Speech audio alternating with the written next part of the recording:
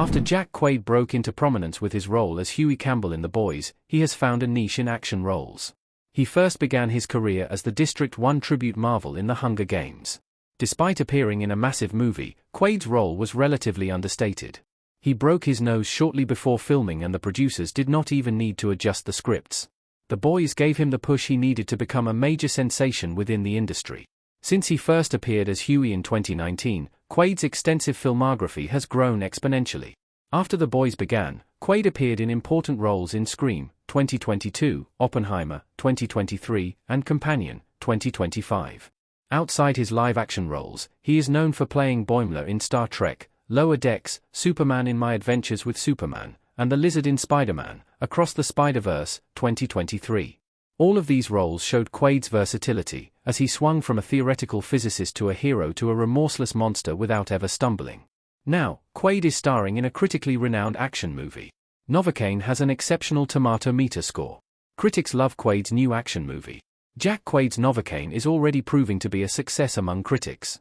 As the Novocaine Super Bowl trailer revealed, Quaid stars as Nathan Kane, a man without the ability to feel pain. After his girlfriend, Amber Midthunder, is taken hostage, Nathan is left with no choice but to rescue her. The movie is scheduled for a March 14 release.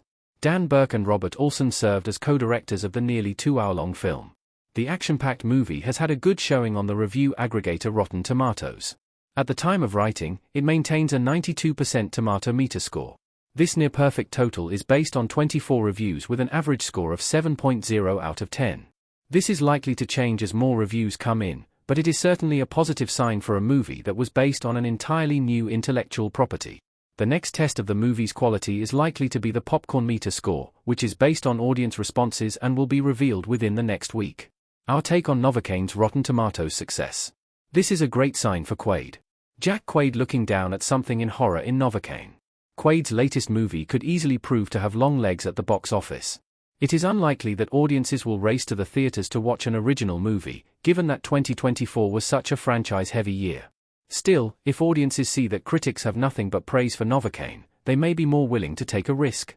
If they do, it would be a perfect result for a movie that Screen Rant's Rachel Labonte called a rollicking adventure that doesn't really let up in her Novocaine review. Labonte gave the movie an 8 out of 10 score for good reason. Unsurprisingly, Quaid is the biggest draw of the movie. Most of the reviewers praised his performance, but the premise was also unique enough to intrigue the critics. If it earns enough attention from general audiences in its first week, it should obtain good word of mouth and a strong box office run. The tomato meter score is important, but its long-term prospects will depend on the popcorn meter score, which more directly pertains to audience interests. As audiences flock to Novocaine this week, they will decide the fate of Quaid's latest action flick.